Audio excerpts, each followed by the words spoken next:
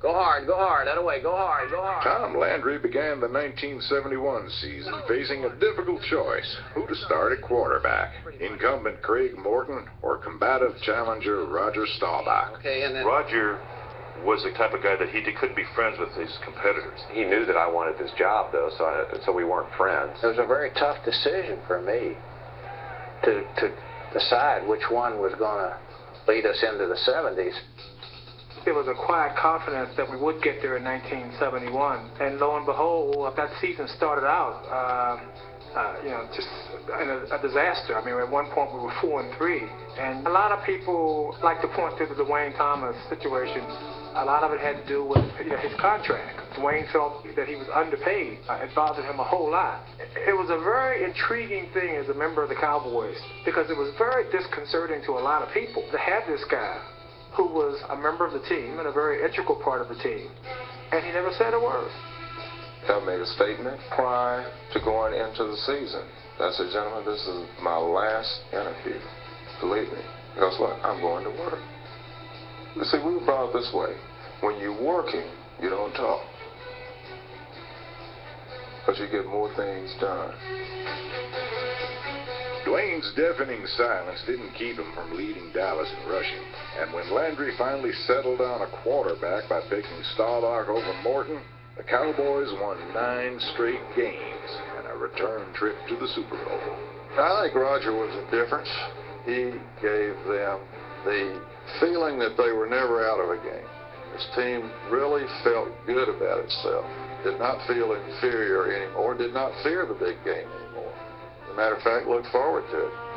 When we won our first Super Bowl against Miami, this team knew they were going to win. I mean, very seldom do you ever go into a game where you're sure you're going to win.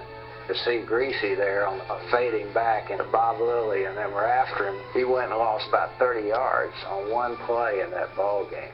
You knew you had the win when that was taking place.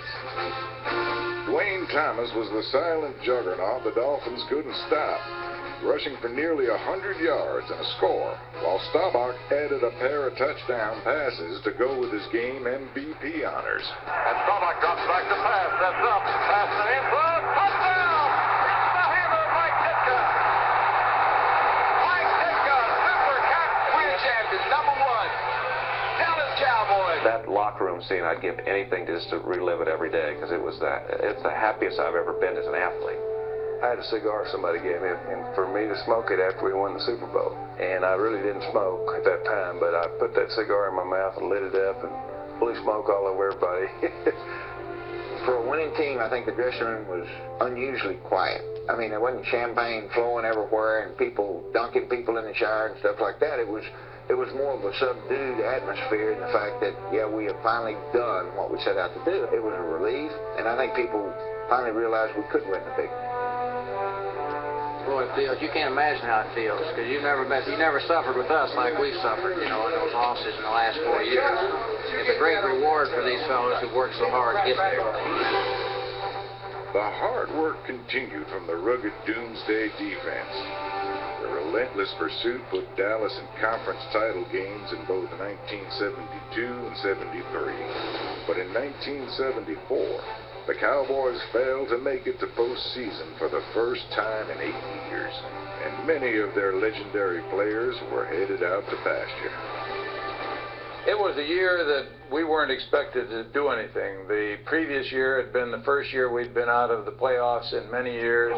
We had lost a large number of our more famous players, such as Bob Lilly, and we were kind of looked upon as rebuilding, as that famous word. Coach Landry didn't rebuild. He reloaded. Good horse sense had corralled a herd of thoroughbred defensive talent in recent college drafts, and after Staubach strung together a pair of upset road playoff victories, the surprising 75 Cowboys were on their way to Miami and Super Bowl X. Few of the so-called experts had even picked Dallas to make it this far, and nobody believed they could upset defending world champion Pittsburgh. This time, the experts were right. Dallas fell, but not before mounting a fourth-quarter comeback that nearly stole one from the Steelers. The Cowboys were just one missing piece of the puzzle away from becoming champions again. And in 1977, they found that missing piece in the form of Rookie of the Year Tony Dorsett. The handoff goes to Dorsett, dances to the secondary, and heads left. The 30, comes right. To the 50, to the 40.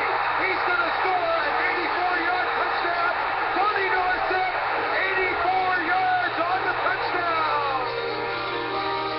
With Dorsett gobbling up yardage and young defensive talent like Thomas Hollywood Henderson transforming turnovers into touchdowns, Dallas equaled the franchise record of 12 wins, much to the surprise delight of their coach.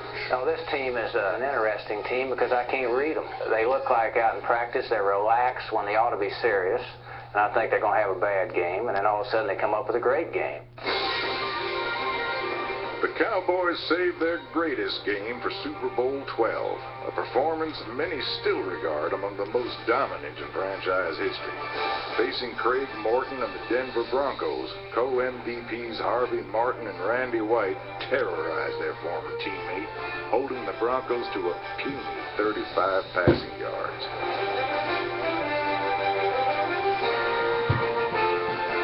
Meanwhile, the Cowboys' prolific air game was a marvel to behold. A three-man rush again. Roger goes deep across the middle. Way downfield. And touchdown to cut. Touchdown! A sensational diving catch. Pitch out. Newhouse goes left. Pulls up. Wants to pass. Fires it deep for Goldie Richards. Caught. Touchdown! For the second time in the 70s, Dallas had won a world championship while giving Tom Landry another victory ride on pro football's grandest stage. In 1979, the Cowboys made a Super Bowl appearance for the 5th time in the decade. Late blitz, and Bradshaw fumbles the ball, picks it up, rolls out. Caught and dropped by Thomas Hollywood. It's picked up now by Aikman. And in for a touchdown. A seesaw battle then turned on a fateful third-quarter play. Roger back to throw, has a man open in the end zone. Caught, touchdown, drop. Dropped in the end zone. Jackie Smith all by himself. Oh, bless his heart. He's got to be the sickest man in America. Once again, the Cowboys made the Steelers sweat with a furious fourth-quarter rally, only to fall short in the closing seconds. In 5 Super Bowls of the 70s, the 3 Dallas defeats were by a grand total of 11 points. During the decade, the Cowboys won more games than any other NFL team. They set standards on the field and crafted cutting-edge concepts that everyone else rushed to imitate.